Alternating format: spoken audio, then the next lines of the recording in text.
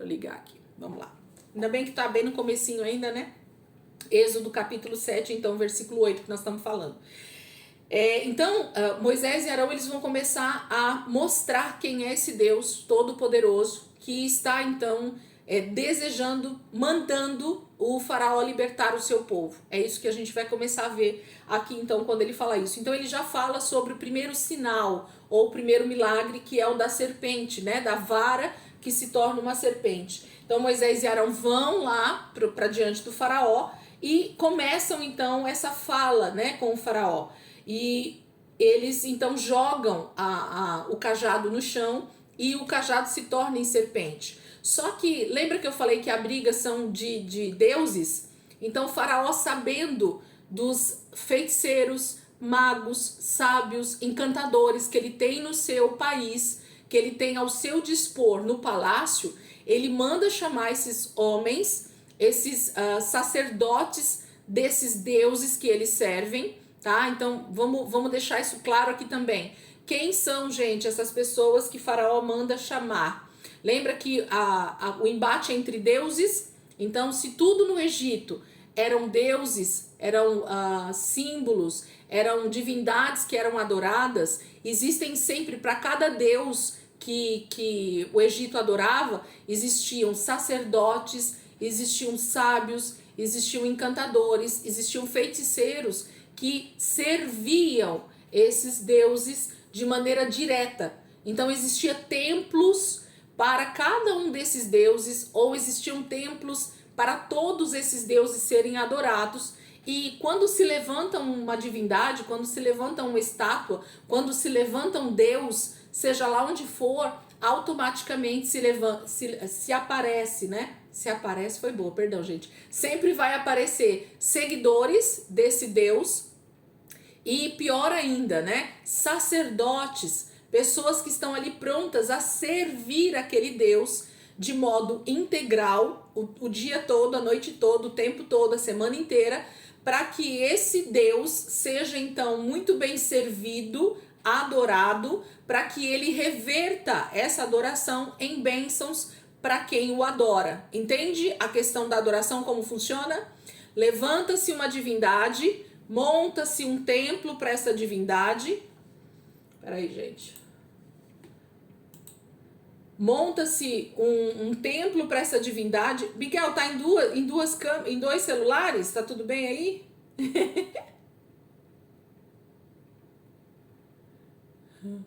Tranquilo. Então, assim, toda divindade que é levantada... oi. Tá bom, deixa o Miguel lá se arrumando, acho que ele tá em dois aparelhos.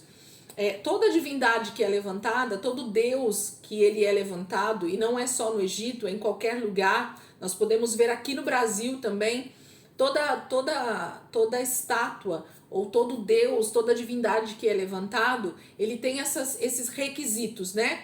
Então existe uma imagem, então forma-se uma imagem daquela divindade.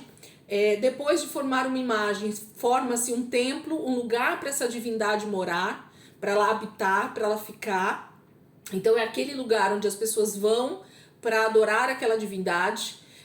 Precisa-se de homens, mulheres, sacerdotes, sacerdotisas, servos que vão servir essa divindade ali naquele templo. Então o templo vai sempre estar limpo, muito bem adornado, recebendo as pessoas que estão trazendo ofertas, oferendas para fazer as suas orações, os seus pedidos, né? Então existem pessoas que estão prontas a ouvir essas divindades e fazer aquilo que elas pedem. Estão me entendendo até aqui? Estou me fazendo entender para a gente poder entrar no contexto?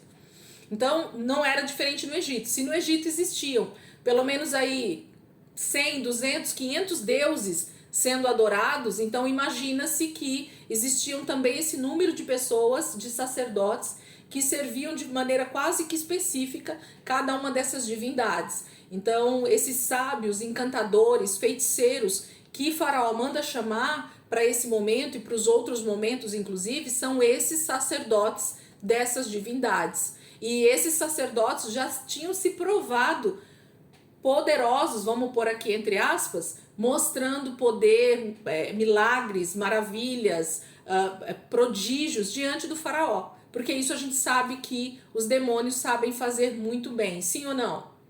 Né? A gente sabe que os demônios, eles sabem operar prodígios, maravilhas, sinais.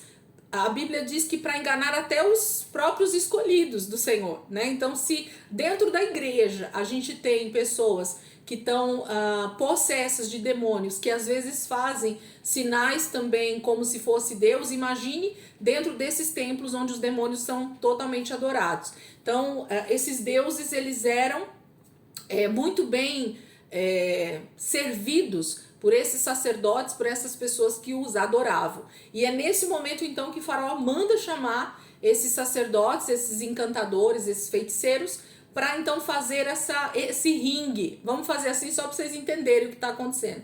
Então agora existe um ringue montado onde Moisés e Arão estão defendendo o Deus Todo-Poderoso de Israel, e existem esses sacerdotes, esses feiticeiros que vão defender os seus deuses, as divindades do Egito. E aí vamos ver quem é o Deus que vai vencer. E aqui começa então os embates entre essas divindades e o Deus Todo-Poderoso. Então o primeiro embate é do cajado, né, de Moisés, que é lançado no chão e ele se torna uma serpente, e esses encantadores chegam e eles fazem o mesmo sinal também com os seus cajados.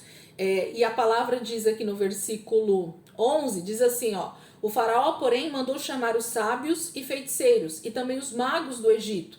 Fizeram a mesma coisa por meio das suas ciências ocultas. Cada um deles jogou ao chão uma vara e estas se transformaram em serpentes. Mas a vara de Arão engoliu as varas deles.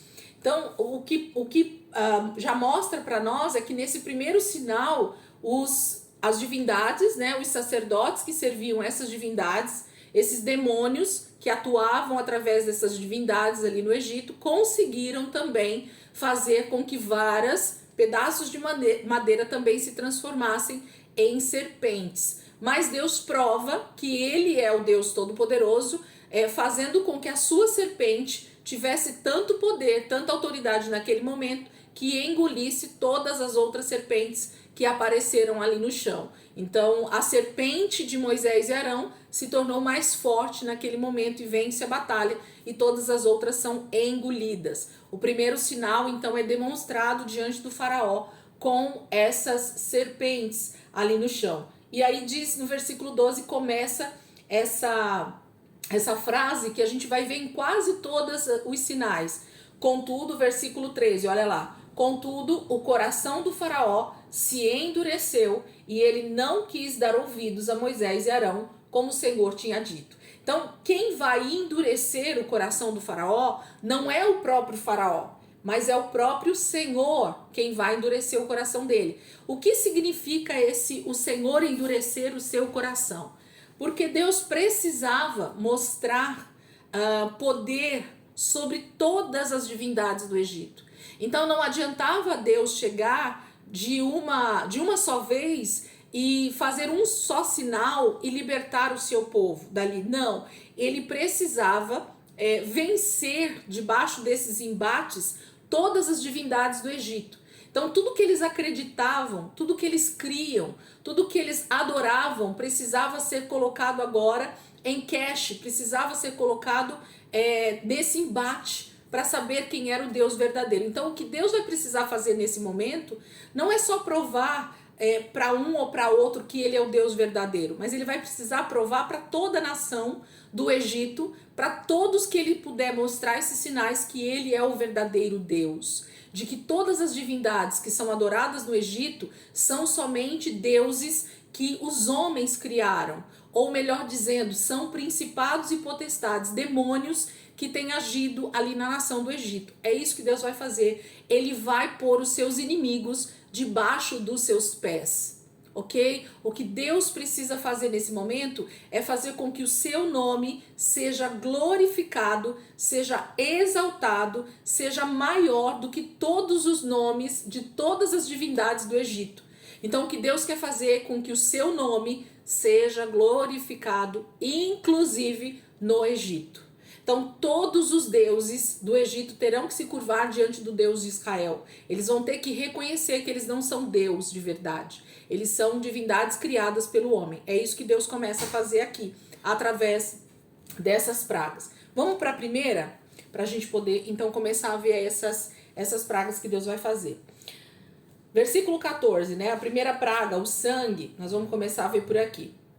Versículo 14. Disse o Senhor a Moisés: o coração do faraó está obstinado, ele não quer deixar o povo ir. Vá ao faraó de manhã, quando ele estiver indo às águas, espere-o na margem do rio para encontrá-lo e leve também a vara que se transformou em serpente. E diga-lhe: o Senhor, o Deus dos hebreus, mandou-me dizer: deixe ir o meu povo para prestar-me culto no deserto. Mas até agora você não me atendeu.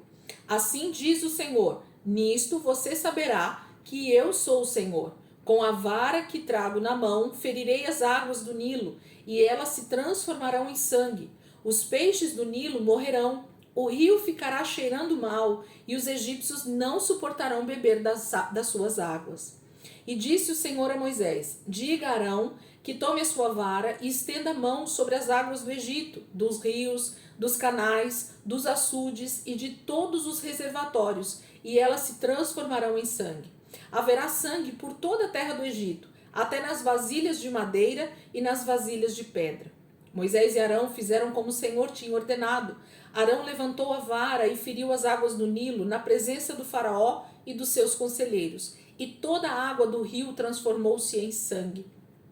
Os peixes morreram e o rio cheirava tão mal que os egípcios não conseguiam beber das suas águas. Havia sangue por toda a terra do Egito. Mas os magos do Egito fizeram a mesma coisa por meio de suas ciências ocultas. O coração do faraó se endureceu e ele não deu ouvidos a Moisés e Arão, como o Senhor tinha dito. Ao contrário, deu-lhes as costas e voltou para o seu palácio. Nem assim o faraó levou isso a sério. Todos os egípcios cavaram buracos às margens do Nilo para encontrar água potável, pois da água do rio não podiam mais beber. Passaram-se 7 dias depois que o Senhor feriu o Nilo.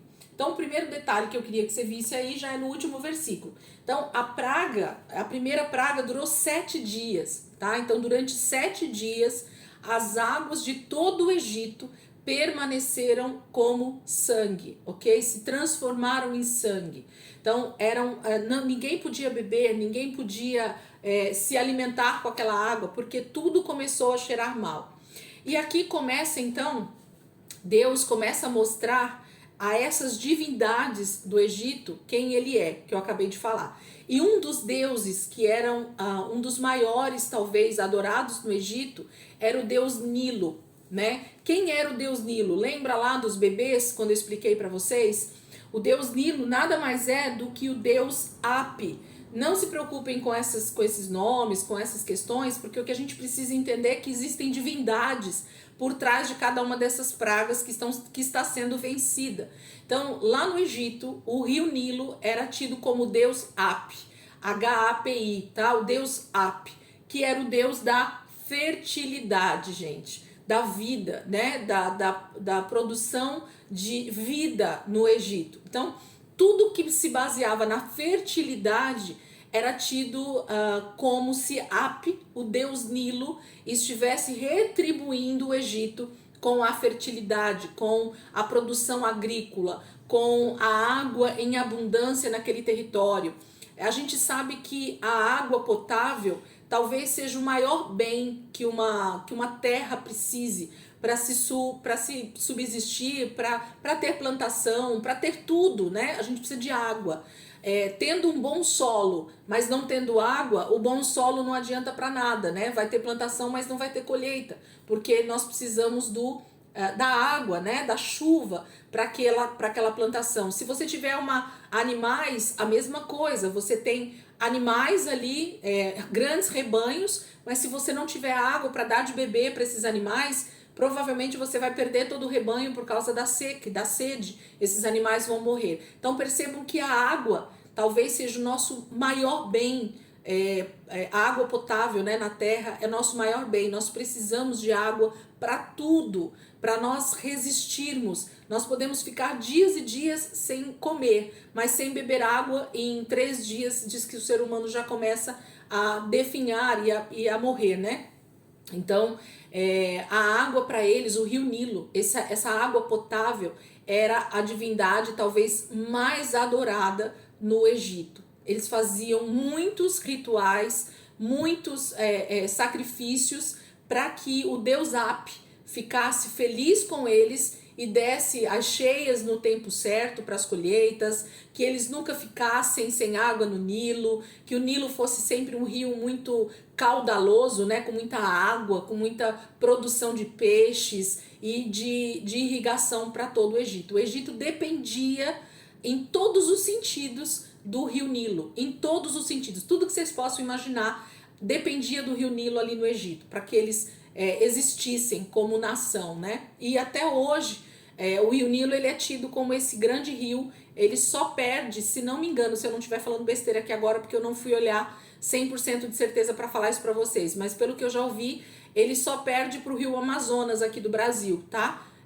Fora o rio Nilo, o segundo maior, ou ele é o segundo e o rio Amazonas é o primeiro, eu sei que são os dois. Então só tem o rio Amazonas e o rio Nilo, que são os maiores rios no sentido de trajeto, né, de extensão e de produção de água, né, de muita água. Eles são muito grandes, esses rios.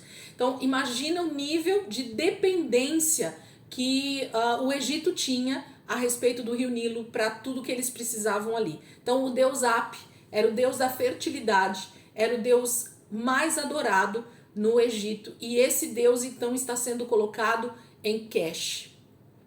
Ele está sendo colocado nesse ringue com o Deus Todo-Poderoso. O Senhor de toda a terra está mostrando para o Egito, para o deus Ap, que ele não é Deus coisa nenhuma, de que Deus é o Deus que produz todas as nossas riquezas, tudo que precisamos. Ele é aquele que sacia a nossa sede, não é o deus Ap. E aqui nesse momento então eles passam 7 dias debaixo dessa praga.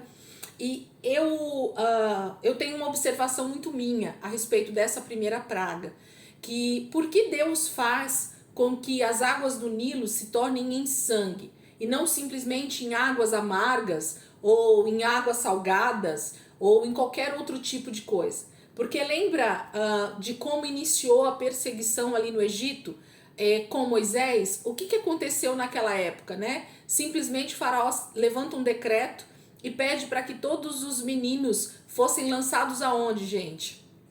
No Nilo. E o Nilo então se torna um lugar de sepultura, né? Um lugar de morte, um lugar da fertilidade, o lugar da vida se torna então o lugar da morte. E muitas crianças, nós não temos nem ideia do número de crianças que foram sacrificadas no rio Nilo, né? Que foram lançadas ali mortas. Então essa divindade recebeu muitos sacrifícios de crianças, ok? Essa divindade recebeu muitos sacrifícios de crianças naquele momento, e então Deus está mostrando agora de que Ele é o dono da vida e da morte. Ele é o Todo-Poderoso acima da vida e acima da morte. E por isso que o sangue é essa representação. Minha opinião, tá? Agora a teologia é só minha aqui. Não li isso em lugar nenhum. Todo o sangue que tinha sido oferecido ali, essas mortes que tinham sido oferecidas dentro do rio Nilo, elas se tornam então agora o que os egípcios vão tomar.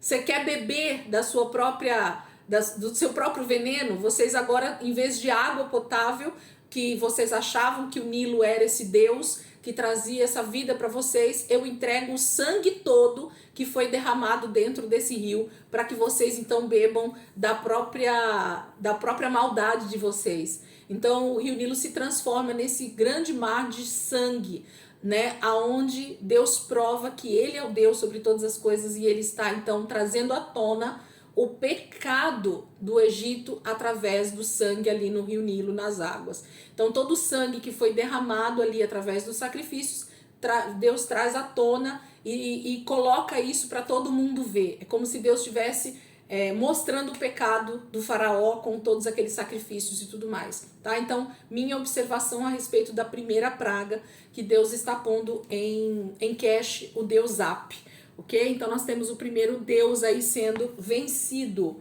ok? Deus prova que ele é Deus acima do deus Ap, do deus do Nilo. Segunda praga, capítulo 8, gente, vamos seguir? Se alguém quiser falar alguma coisa, vocês podem falar aí, abrir que a gente vai falando, vai conversando aqui, tá bom? Capítulo 8, versículo 1. A segunda praga, né? Agora são as rãs.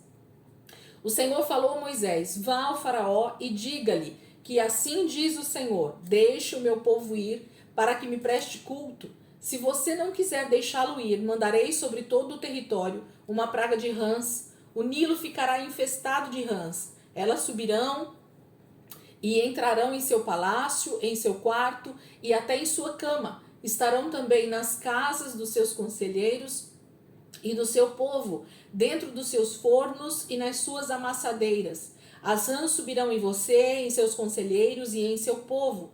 Depois o Senhor disse a Moisés: diga a Arão que estenda a mão com a vara sobre os rios, sobre os canais e sobre os açudes, e faça subir deles rãs sobre a terra do Egito. Versículo 6. Assim, Arão estendeu a mão sobre as águas do Egito, e as rãs subiram e cobriram a terra do Egito. Mas os magos fizeram a mesma coisa por meio das suas ciências ocultas. Fizeram subir rãs sobre a terra do Egito. O faraó mandou chamar Moisés e Arão e disse: orem ao Senhor para que ele tire estas rãs de mim e do meu povo. Então deixarei o povo ir e oferecer sacrifícios ao Senhor. Moisés disse ao faraó: tua é a honra de dizer-me quando devorar por ti, por teus conselheiros e por teu povo, para que tu e tuas casas fiquem livres das rãs e sobrem apenas as que estão no rio. Amanhã, disse o faraó. Moisés respondeu: será como tu dizes, para que saibas que não há ninguém como o Senhor, o nosso Deus. As rãs deixarão a ti, as tuas casas e os teus conselheiros, e ao teu povo sobrarão apenas as que estão no rio. Depois que Moisés e Arão saíram da presença do faraó, Moisés clamou ao Senhor por causa das rãs que enviara sobre o faraó. E o Senhor atendeu o pedido de Moisés. Morreram as rãs que estavam nas casas, nos pátios e nos campos. Foram ajuntadas em montões, e por isso a terra cheirou mal. Mas quando o faraó percebeu que houve alívio, obstinou-se em seu coração e não deu mais ouvidos a Moisés e Arão, conforme o Senhor tinha dito. Então aqui nós temos a segunda, né, praga, que é a praga das rãs. E as rãs, esse animal também era uma divindade no Egito, né? Existe um nome para esse deus, era o deus Eket, né? Então a deusa, né, Eket, era uma deusa que era no formato de um sapo. Na verdade, o rosto, né, dessa deusa, que era um corpo de mulher, ela era a cara, né, de uma rã, de um sapo, vamos dizer assim. Então essa deusa era adorada, ela tinha uma estátua, ela tinha um templo, ela era adorada no Egito por uma questão talvez de produção que eles tinham. Essas rãs faziam algum papel dentro do próprio rio Nilo, porque era ali que elas ficavam, né? Então a gente acredita que de alguma maneira o povo do Egito, os egípcios, acreditavam que através desses animais, dessas rãs, eles tinham algum benefício. Aquilo trazia algum tipo de... como se fosse como se colocasse as coisas em ordem na natureza, né? A gente brinca que, sabe as lagartixas que ficam na parede, que a gente às vezes vê? Esses bichinhos, eles têm o propósito de comer pequenos insetos, né? Então, se tem uma lagartixa ali na sua parede, ela não vai te fazer mal nenhum. Pelo contrário, ela vai estar ali eliminando animaizinhos, mosquitos, outros animais pequenos que talvez te atrapalhariam, né? Então, tudo na natureza tem um propósito de deixar tudo em ordem, né? Deus criou todas as coisas para que o ecossistema se mantenha em ordem. Tudo tem um propósito, que é o chamado... tem aquele que... Como é que fala, gente, nas ciências e biologias aí a gente fala que é aquele que come e aquele que é comido. Como é que fala? Nossa, tem palavras que somem da minha mente.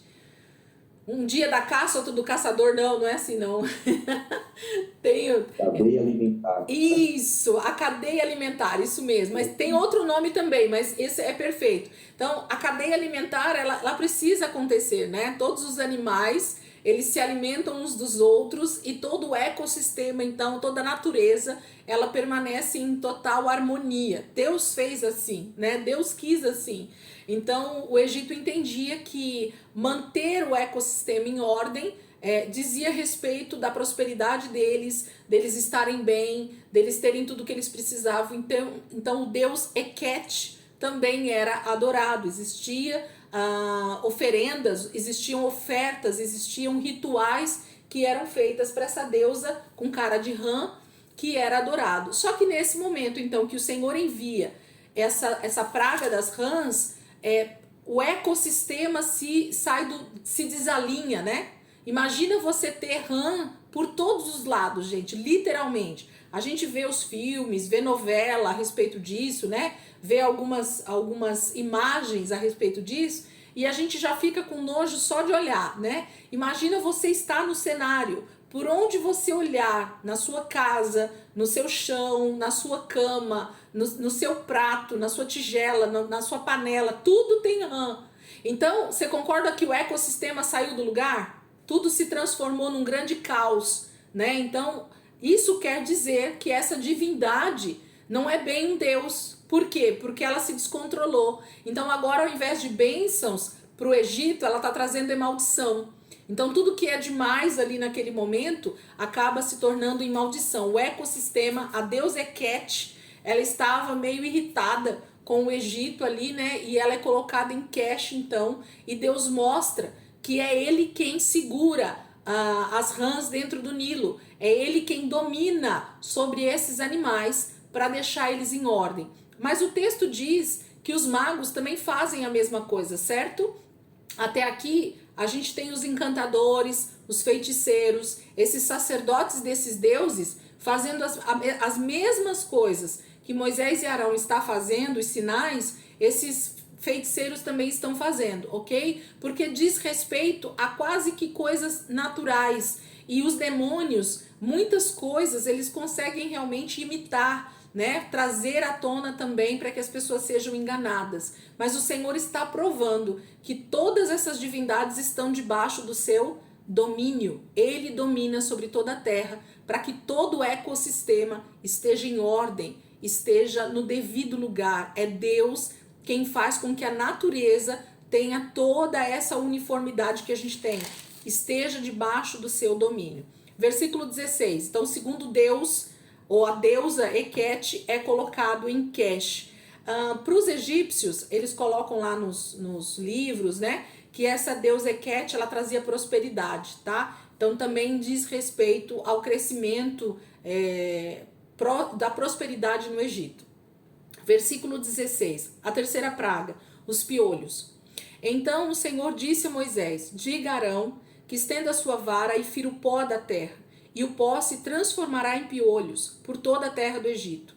Assim fizeram, e quando Arão estendeu a mão e com a vara feriu o pó da terra, surgiram piolhos nos homens e nos animais. Todo o pó de toda a terra do Egito transformou-se em piolhos. Mas quando os magos tentaram fazer surgir piolhos por meio de suas ciências ocultas, não conseguiram, e os piolhos infestavam os homens e os animais. Os magos disseram ao faraó: isso é o dedo de Deus, Deus com letra maiúscula. Mas o coração do faraó permaneceu endurecido, e ele não quis ouvi-los, conforme o Senhor tinha dito. Então aqui a gente já começa, a partir da terceira praga, né, as duas primeiras, eles conseguiram fazer igual, os magos e os feiticeiros. Aqui agora, com o pó da terra se tornando em piolho, diz que os magos não conseguiram fazer os mesmos sinais e relataram ao faraó que isso era dedo de Deus, o Deus com letra maiúscula.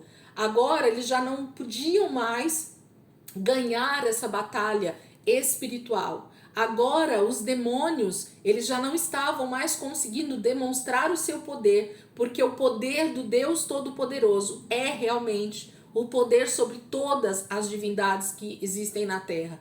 E agora o faraó está vendo com seus próprios olhos, está sentindo na sua própria pele o poder da divindade que é maior do que as suas divindades. Ele já experimentou o Deus que coloca sangue no Nilo, ele já experimentou a segunda praga que fala das rãs, e agora ele está experimentando a praga dos piolhos. Gente, se vocês já assistiram algum filme que fala do Egito, ou alguma novela aí da Record, ou qualquer outra coisa, vocês já perceberam o quanto eles eram higiênicos com essa questão dos cabelos, né? Por quê? Porque isso era muito comum naquela época, existir piolhos. E o piolho era como se fosse uma grande praga mesmo, né? Era impossível se limpar o piolho, tirar piolho com facilidade, porque virava uma praga, virava algo que era impossível de se limpar com facilidade. Então, para que o Egito não tivesse esse tipo de praga,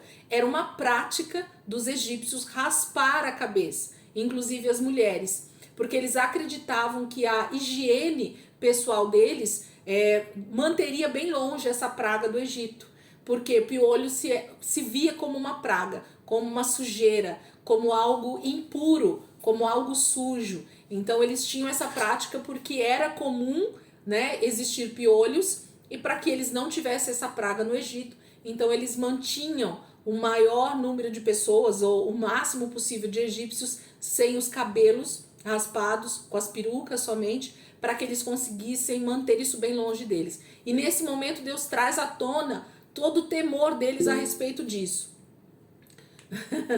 Eles não tinham Baigon para colocar na cabeça, né, Rê? Essa divindade que eles tanto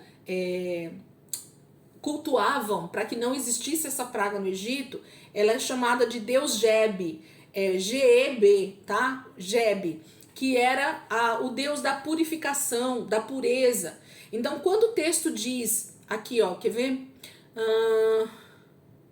Que fala que surgiram piolhos nos homens e nos animais, para os egípcios, quando principalmente os sacerdotes, principalmente aqueles que eram da alta patente, do palácio real, as esposas do faraó, os seus filhos, os sacerdotes desses templos, quando essas pessoas, elas queriam demonstrar pureza, elas queriam demonstrar santificação, era através desse Deus sendo adorado, esse Deus Geb, que eu não sei o rosto dele, o Google não mostra o Deus Geb pra gente ver como ele era, mas era o Deus que era adorado para que se mostrasse santidade e purificação, tá? Pureza, purificação, você é limpo.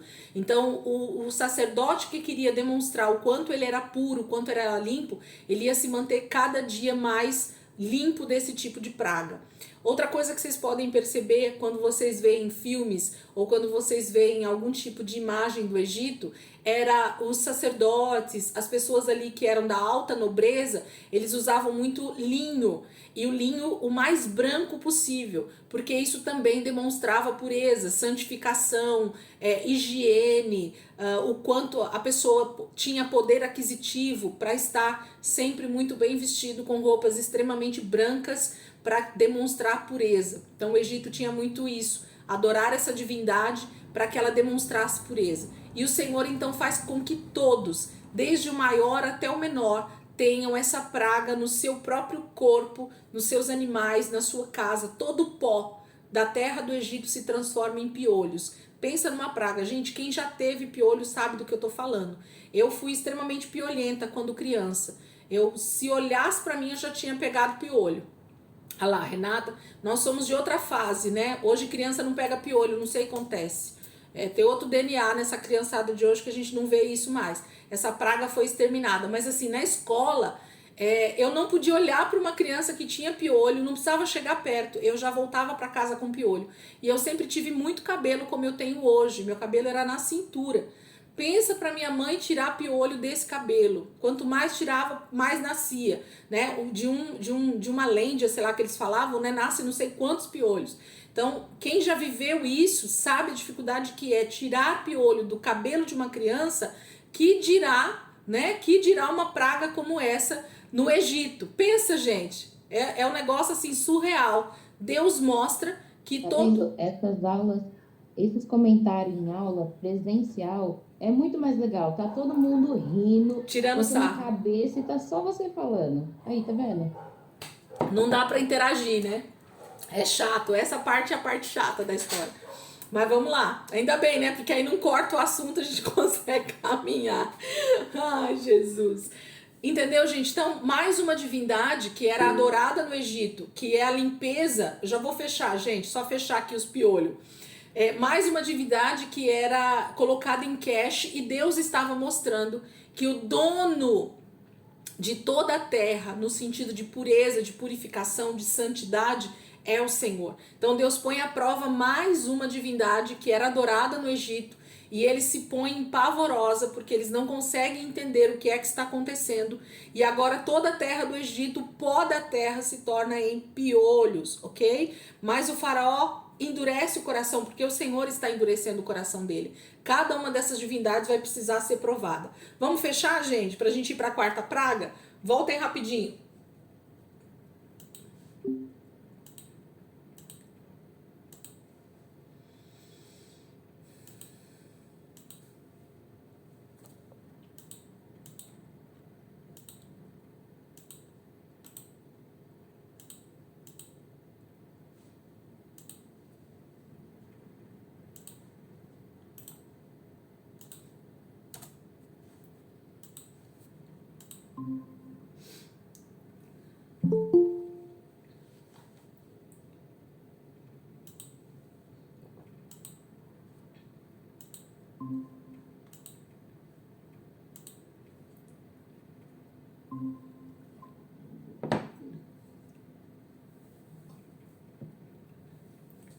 Não sei vocês, mas eu em algum momento da minha vida não entendia por que eram as pragas, né? Ou por que tinham acontecido essas pragas, por que Deus fez dessa forma, né?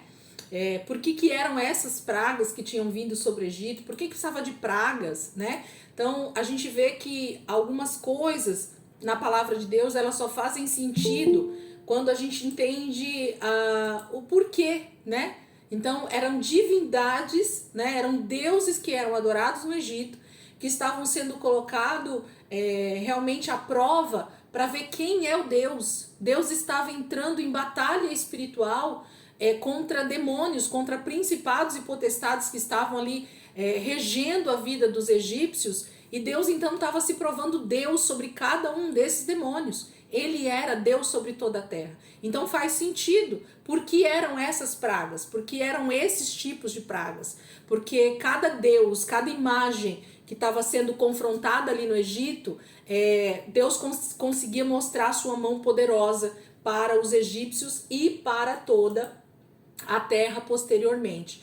Porque, vamos dar um exemplo prático aqui pra gente, se em algum momento, isso nós vimos também Elias, quem lembra dessa passagem emblemática de Elias, só para vocês terem uma ideia, lá com os profetas de Baal, né? A gente vai chegar lá quando a gente estiver lá nos profetas e a gente vai ver essa passagem e fala que então Elias chama, né, os 450 profetas de Baal e os 400 de Aserá, que eram sacerdotes dessas duas divindades que eram adoradas ali em Israel, e ele diz assim: agora nós vamos provar quem é Deus, quem é o verdadeiro Deus, na verdade, né? Porque deuses podem aparecer aí nos quatro cantos da terra. Agora, o verdadeiro Deus, o Deus com letra maiúscula, que é uma pessoa que criou céus e terra, aí é diferente, né? Porque Satanás sempre vai tentar se colocar como Deus na nossa vida. Ele deseja ser adorado, então ele vai dar vai agir de maneira que nós possamos adorá-lo de alguma maneira. Então, assim, naquele momento de Elias também, ele também entra numa batalha espiritual entre o Deus Baal, a deusa Aserá e o Deus Todo-Poderoso. E não precisou de Elias fazer muita coisa, né?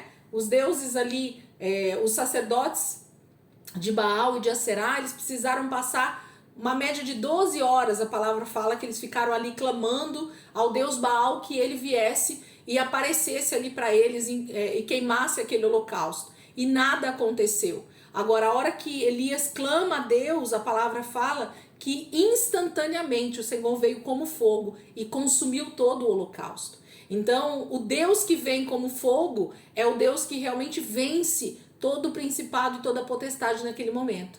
Então, imagine se nós fizéssemos dessa mesma maneira contra outras divindades que nós temos hoje, né? Se esse fosse o propósito, porque não é, mas se fosse o propósito de Deus colocar com que a gente fosse até um lugar onde adorasse um Deus qualquer, aí uma imagem qualquer, e a gente então dissesse, vamos fazer uma prova aqui de quem é Deus, e Deus então se manifestaria para provar que aquela imagem, que aquele Deus que está sendo adorado não é Deus de verdade. Porque somente o Senhor, ele é Deus sobre toda a terra. Então é isso que está acontecendo aqui no Egito. A quarta praga, a das moscas, né? Versículo 20. Depois o Senhor disse a Moisés, levante-se bem cedo e apresente-se ao faraó, quando ele estiver indo às águas, e diga-lhe que assim diz o Senhor, deixe o meu povo ir para que me preste culto. Se você não deixar meu povo ir, enviarei enxames de moscas para atacar você, os seus conselheiros, o seu povo e as suas casas. As casas dos egípcios e o chão em que pisam se encherão de moscas. Mas naquele dia tratarei de maneira diferente a terra de Gósen, onde habita o meu povo. Nenhum enxame de moscas se achará ali, para que você saiba que eu, o Senhor, estou nessa terra. Farei distinção entre o meu povo e o seu. Este sinal milagroso acontecerá amanhã. E assim fez o Senhor. Grandes enxames de moscas invadiram o palácio do faraó e as casas de seus conselheiros, e em todo o Egito a terra foi arruinada pelas moscas. Então o faraó mandou chamar Moisés e Arão e disse, vão oferecer sacrifícios ao seu Deus, mas não saiam do país. Isso não seria sensato, respondeu Moisés. Os sacrifícios que oferecemos ao Senhor, o nosso Deus, são um sacrilégio para os egípcios. Se oferecermos sacrifícios que lhes pareçam sacrilégio, isso não os levará a nos apedrejar? Faremos 3 dias de viagem no deserto e ofereceremos sacrifícios ao Senhor, o nosso Deus, como ele nos ordena. E disse o faraó, eu os deixarei ir e oferecer sacrifícios ao Senhor, o seu Deus, no deserto, mas não se afastem muito e orem por mim também. E Moisés respondeu, assim que sair da tua presença, orarei ao Senhor e amanhã os enxames de moscas deixarão o faraó, teus conselheiros e o teu povo. Mas que o faraó não volte a agir com falsidade, impedindo que o povo vá oferecer sacrifícios ao Senhor. Então Moisés saiu da presença do faraó e orou ao Senhor, e o Senhor atendeu o seu pedido. As moscas deixaram o faraó, seus conselheiros e o seu povo. Não restou uma só mosca. Mas também dessa vez o faraó obstinou-se em seu coração e não deixou que o povo saísse. Então aqui a gente tem um outro cenário. Agora começa a aumentar o nível de provação e de diferença entre os egípcios e os israelitas.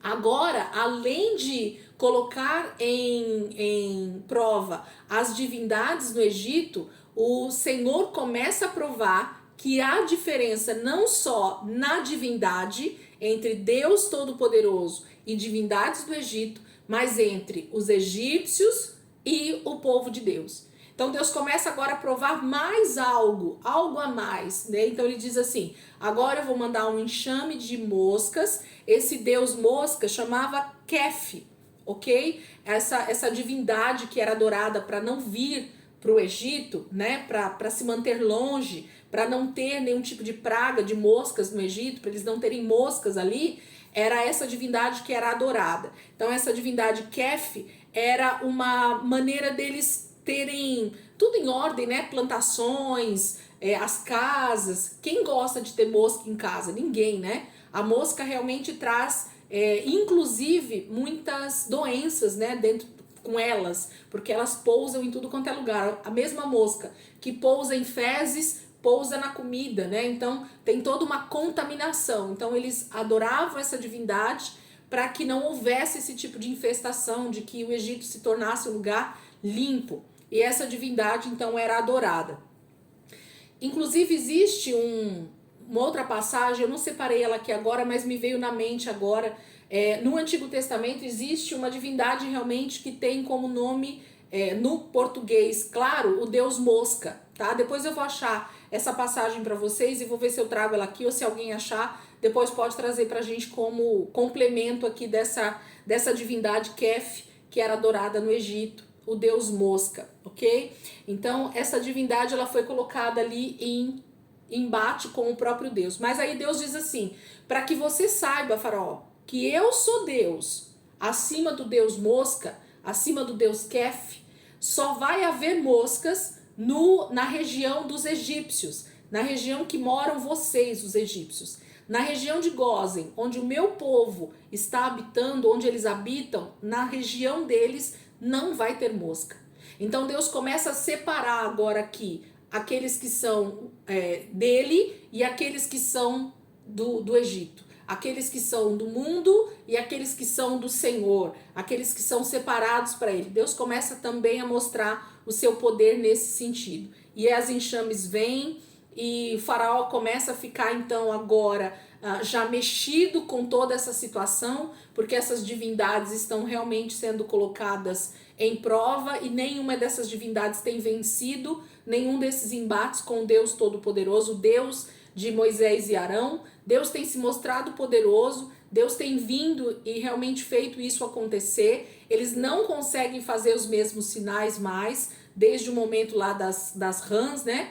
Dos piolhos, quer dizer, eles não conseguem mais imitar os prodígios e os sinais que Deus está fazendo. E além disso, agora a terra de Gósen, ela está sendo protegida. Existe uma camada de proteção que não deixa as pragas também chegarem lá. Então, enquanto eles estavam totalmente incomodados com essas moscas por todos os lados, imagine enxames de moscas dentro das casas. Eles pediram para ir ver lá na terra de Gósen e o povo de Deus, os israelitas, estão sem nenhuma mosca aonde eles moram. Então Deus começa a se mostrar muito mais poderoso do que qualquer outra divindade no Egito. Quinta praga. A morte dos rebanhos, né? Capítulo 9. Depois o Senhor disse a Moisés, vá ao Faraó e diga-lhe que assim diz o Senhor, o Deus dos Hebreus, deixe o meu povo ir para que me preste culto. Se você ainda não quiser deixá-lo ir e continuar a impedi-lo, saiba que a mão do Senhor trará uma praga terrível sobre os rebanhos do Faraó que estão nos campos, os cavalos, os jumentos, os camelos, os bois e as ovelhas. Mas o Senhor fará distinção entre os rebanhos de Israel e os do Egito. Nenhum animal dos israelitas morrerá. O Senhor estabeleceu um prazo. Amanhã o Senhor fará o que prometeu nesta terra. No dia seguinte, o Senhor o fez. Todos os rebanhos dos egípcios morreram, mas nenhum rebanho dos israelitas morreu. O faraó mandou verificar e constatou que nenhum animal dos israelitas havia morrido. Mesmo assim, o seu coração continuou obstinado e não deixou o povo ir.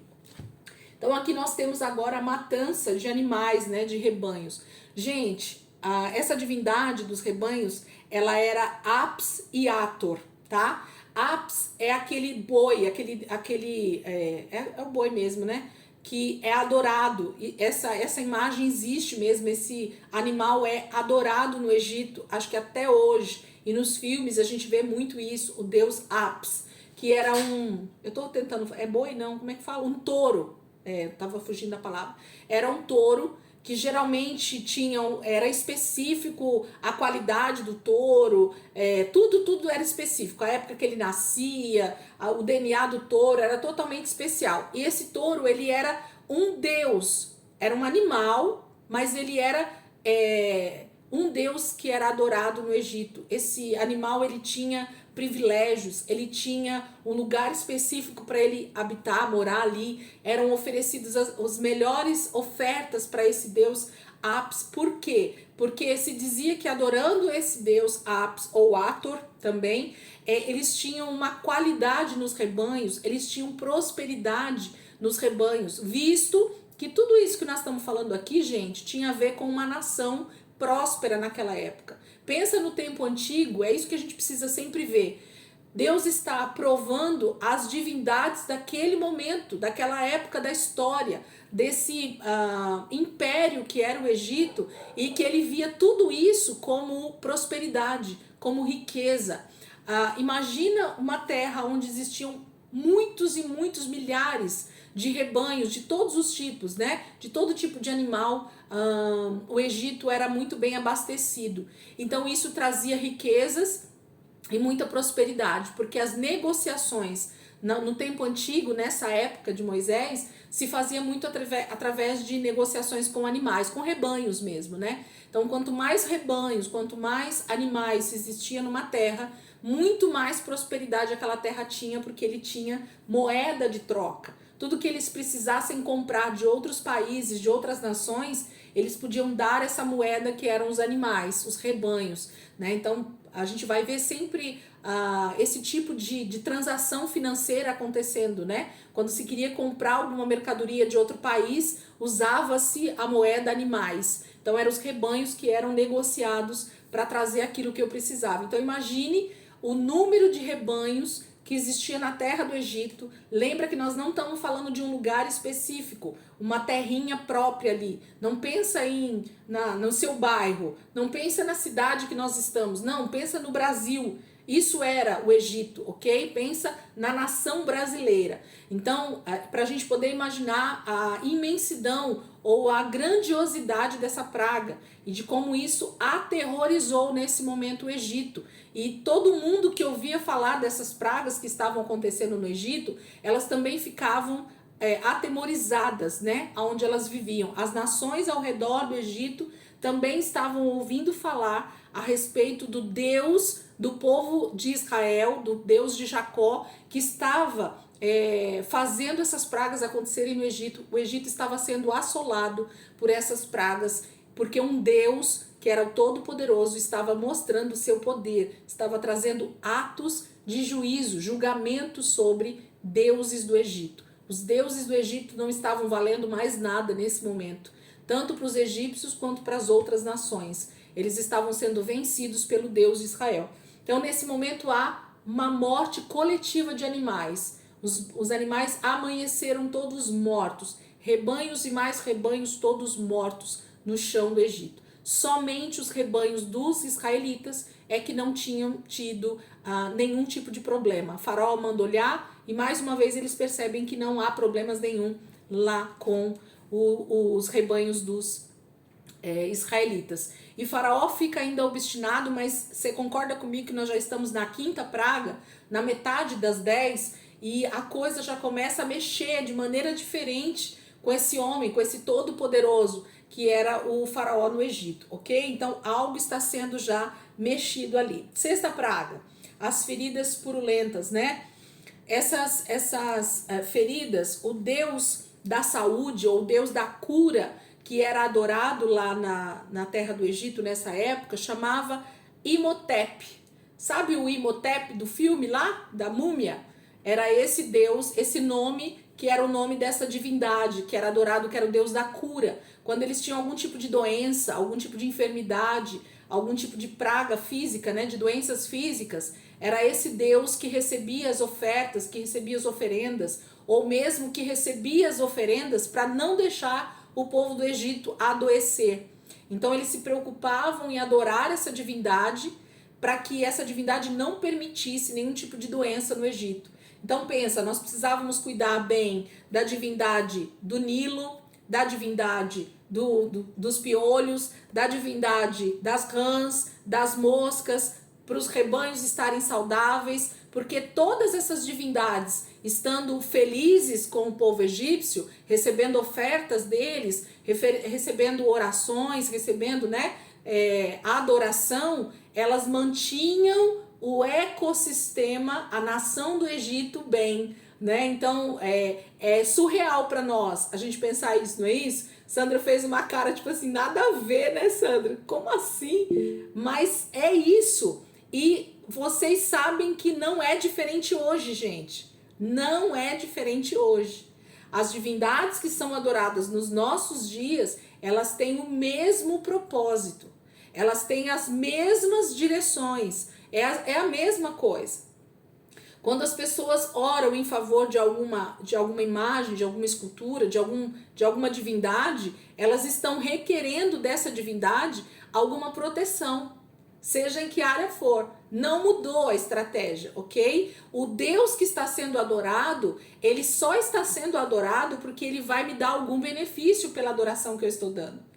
Em outro momento, talvez a gente vai conseguir fazer um estudo focado só em idolatria, em ídolos, e vocês vão ver o quanto isso é maligno e o quanto isso é tão real nos nossos dias. Tem muito cristão que adora a Deus também pelos benefícios que ele recebe de Deus. Então, quando se entende adoração por esse lado de receber benefício, você está debaixo de idolatria, ok? Então, que isso fique bem claro aqui para nós. Todas as vezes que um Deus é adorado com a ideia de benefício, com a ideia de proteção para que nada me atinja, isso parte de idolatria, tá bom? Então, você só está oferecendo sacrifícios para esse Deus porque você está temendo algo, então você oferece adoração porque você não quer sofrer as consequências de uma praga, de uma doença, de uma instabilidade financeira. É isso que o Egito estava fazendo. Eles não queriam ter problemas financeiros, eles não queriam ter problemas com as plantações, eles não queriam ter problemas com os rebanhos, eles não queriam ter problemas com doenças, eles não queriam ter problemas com outras nações de guerra. Então eles tinham todos esses deuses que eram adorados, porque cada deus cuidava de uma área específica. Olha como isso é terrível, né? Além de tudo, ainda precisa de um Deus para cada coisa, né? Então imagina a quantidade de ofertas, de oferendas e de situações, de cultos, né? A essas divindades que precisavam ser feitas diariamente, semanalmente, mensalmente, para que tudo se mantesse em ordem dentro do Egito. E é isso que estava acontecendo, ok? E aqui nesse caso agora, a gente entra com esse deus da cura, que era Imhotep. E aí vem a praga das feridas purulentas. Versículo 8, capítulo 9, versículo 8. Disse mais o Senhor a Moisés e Arão: tirem um punhado de cinzas de uma fornalha, e Moisés a espalhará no ar diante do faraó. Ela se tornará como um pó fino sobre toda a terra do Egito, e feridas purulentas surgirão nos homens e nos animais em todo o Egito. Eles tiraram cinza de uma fornalha e se puseram diante do faraó. Moisés a espalhou pelo ar, e feridas purulentas começaram a estourar nos homens e nos animais.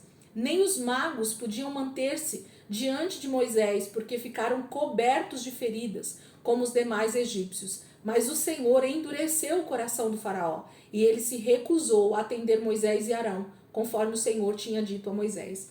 Agora, o deus Imhotep, ele se tornou alguém vencido, né? Porque não somente o povo egípcio, mas principalmente os magos, os feiticeiros, o próprio faraó. Ué, faraó não é Deus? Como é que Deus tem doença? Como é que Deus está sendo acometido dessas feridas, né? Era como se fossem cânceres expostos para fora, né, no corpo deles. Então, como é que um Deus, uma divindade, ela tem esse tipo de... Como é que um sacerdote que adora um Deus da cura, como é que ele também tem doenças agora? Entende que Deus está fazendo com que o povo egípcio e as nações ao redor também olhassem agora para o faraó, para os sacerdotes que serviam essas divindades, e eles falavam: ué, mas vocês não adoram essas divindades? Como é que vocês podem também estar doentes? Como é que vocês podem agora estar com essas feridas? Então, não era a vergonha, não era só para a divindade, mas era também para aqueles que adoravam essa divindade, porque até os seus adoradores estavam sendo envergonhados. Até aqueles que se diziam santos, separados, puros, que nada chegava, né, até eles estavam totalmente blindados de qualquer tipo de enfermidade ou de situação. Eles também estavam acometidos do mesmo jeito, desde o faraó até o menor na casa ali do Egito, né, morador do Egito. Todos eles tinham sido, até os animais, né, a palavra está falando, até os animais que tinham sobrado ou que tinham nascido ali depois disso, também tinham recebido essa praga desse câncer, né, dessas feridas pelo corpo. Então, não havia ninguém, somente os israelitas não tinham sido acometidos com essas feridas. O povo do Senhor estava lá guardado. Mas ainda assim, a palavra sempre fala no final, né? Mas ainda assim, o faraó endureceu o coração. Ele não vai permitir que o povo saia. Mas quem que está endurecendo o coração dele, gente? Ele mesmo? A gente precisa entender isso. Não, Deus está endurecendo, não deixando ele ficar mole, não deixando ele ficar maleável. É Deus quem está endurecendo o coração do faraó para que ele não libere o povo, porque ele precisa provar todas as divindades do Egito. Todos os deuses que eram adorados no Egito precisam ser provados e colocados ali diante de todo mundo como não sendo Deus, que o Deus de Israel, o Deus Todo-Poderoso, Criador do céu e da terra, é que é Deus sobre toda a terra, sobre todo o principado, sobre toda a potestade. Todos os demônios estavam sendo envergonhados nesse momento na nação do Egito. Todos os deuses que eram adorados como Deus, eles estavam sendo envergonhados. Deus estava colocando debaixo dos seus pés todo o principado e toda a potestade, todo demônio, né? Vamos lá, para a 7ª praga. Versículo 13, capítulo 9, versículo 13. Disse o Senhor a Moisés: levante-se logo cedo, apresente-se ao faraó e diga-lhe que assim diz o Senhor, o Deus dos hebreus: deixe o meu povo ir para que me preste culto. Caso contrário, mandarei dessa vez todas as minhas pragas contra você, contra os seus conselheiros e contra o seu povo, para que você saiba que em toda a terra não há ninguém como eu. Porque eu já poderia ter estendido a mão, ferindo você e o seu povo com uma praga que teria eliminado você da terra. Mas eu o mantive em pé, exatamente com este propósito. Qual propósito? 2 pontos. Versículo 16, olha aí direitinho. Mas eu, Deus falando, o mantive em pé exatamente com este propósito. 2 pontos. Mostrar a você o meu poder e fazer com que o meu nome seja proclamado em toda a terra. Eu vou continuar, mas nós vamos voltar nesse versículo. 17. Contudo, você ainda insiste em colocar-se contra o meu povo e não o deixa ir. Amanhã, a esta hora, enviarei a pior tempestade de granizo que já caiu sobre o Egito, desde o dia da sua fundação até hoje. Agora, mande recolher os seus rebanhos e tudo que você tem nos campos, todos os animais e todos os homens e animais que estiverem nos campos, que não tiverem sido abrigados, serão atingidos pelo granizo e morrerão. Os conselheiros do faraó, que temiam a palavra do Senhor, apressaram-se em recolher aos abrigos os seus rebanhos e os seus escravos. Mas os que não se importavam com a palavra do Senhor deixaram os seus escravos e os seus rebanhos no campo. Então o Senhor disse a Moisés: estenda a mão para o céu e cairá granizo sobre toda a terra do Egito, sobre homens, sobre animais e sobre toda a vegetação do Egito. Quando Moisés estendeu a vara para o céu, o Senhor fez vir trovões e granizo, e raios caíam sobre a terra. Assim o Senhor fez chover granizo sobre a terra do Egito. Caiu granizo e raios cortaram o céu em todas as direções. Nunca houve uma tempestade de granizo como aquela em todo o Egito, desde que este se tornou uma nação. Em todo o Egito, o granizo atingiu tudo o que havia nos campos, tanto homens como animais. Destruiu toda a vegetação, além de quebrar todas as árvores. Somente na terra de Gósen, onde estavam os israelitas, não caiu granizo. Então o faraó mandou chamar Moisés e Arão e disse-lhes: desta vez eu pequei. O Senhor é justo, eu e o meu povo é que somos culpados. Orem ao Senhor, os trovões de Deus e o granizo já são demais. Eu os deixarei ir, não precisam mais ficar aqui. Moisés respondeu: assim que eu tiver saído da cidade, erguerei as mãos em oração ao Senhor. Os trovões cessarão e não cairá mais granizo, para que saibas que a terra pertence ao Senhor. Mas eu bem sei que tu e os teus conselheiros ainda não sabem o que é tremer diante do Senhor Deus. O linho e a cevada foram destruídos, pois a cevada já havia amadurecido e o linho estava em flor. Todavia o trigo e o centeio nada sofreram, pois só amadurecem mais tarde. Assim Moisés deixou o faraó, saiu da cidade e ergueu as mãos ao Senhor. Os trovões e o granizo cessaram e a chuva parou. Quando o faraó viu que a chuva, o granizo e os trovões haviam cessado, pecou novamente e obstinou-se em seu coração, ele e os seus conselheiros. O coração do faraó continuou endurecido e ele não deixou que os israelitas saíssem, como o Senhor tinha dito por meio de Moisés. Então, essa praga do granizo, ela até é um pouco mais extensa, né? A leitura, porque na verdade o Senhor agora começa a falar para o faraó que ele poderia ter vindo em uma só praga e já destruído tudo e já ter provado que ele era Deus. Mas ele precisava provar para todas as nações que ao redor do Egito, para o próprio povo de Israel, gente, eles também precisavam ver esse poder, e para o próprio faraó, né, para essas divindades, e para o próprio faraó ver quem era Deus. Então havia a necessidade de Deus provar o seu grande poder através desses sinais. E aqui o versículo é claro. Por que Deus está fazendo tudo isso? Então é Deus quem está mantendo o faraó obstinado, é Deus quem está endurecendo o coração do faraó, e é Deus quem está mandando cada uma dessas pragas totalmente direcionada a uma divindade, a um Deus que é adorado no Egito, para que ele fosse vencido nessa batalha. O Deus granizo é o Deus Nut, que era adorado lá no Egito, ok? Trazia prosperidade e muita agricultura. Então, esse Deus que era adorado para que a agricultura se mantivesse próspera, para que eles tivessem muitas colheitas, para que eles tivessem muita prosperidade em todas as suas colheitas, era o Deus Nut que era adorado. E nesse momento, esse Deus, ele é totalmente afrontado e vencido nessa batalha dos granizos, porque destrói tudo, gente.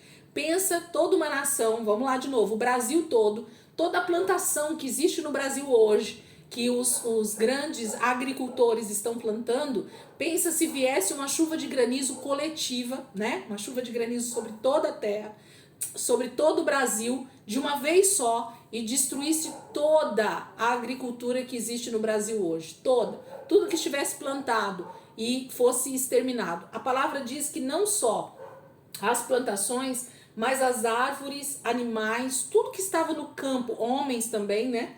Tudo que estava no campo morreu com essa chuva de granizo, porque era muito forte o tamanho das pedras, né? Que caíam, então houve uma destruição em massa de toda a natureza, de toda a plantação. Então esse Deus, ele foi totalmente vencido nessa batalha contra o Senhor. E aí o Senhor fala essa passagem aqui do versículo 16 e 17, né? 16 na verdade. Mas eu mantive em pé exatamente com esse propósito: mostrar a você a você o meu poder e fazer que o meu nome seja proclamado em toda a terra. Gente, o propósito das pragas, além de vencer esses principados e essas potestades, era que o nome do Senhor, o nome de Deus fosse proclamado.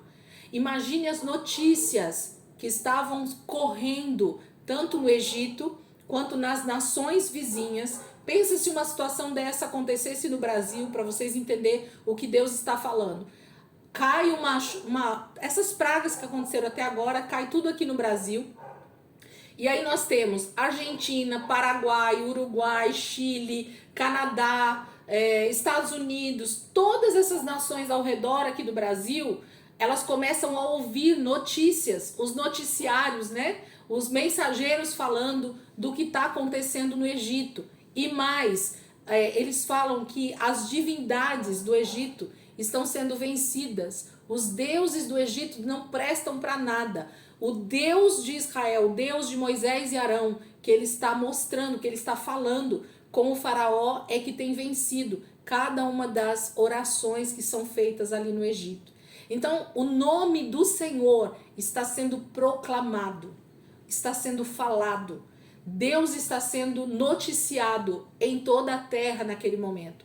Esse é o principal propósito: mostrar quem é Deus no Egito, através dessas pragas com as divindades, mas também fazer o nome de Deus conhecido nas nações. Porque nós vamos ver lá na frente que Israel vai ser conhecido como Deus que venceu todos os deuses do Egito.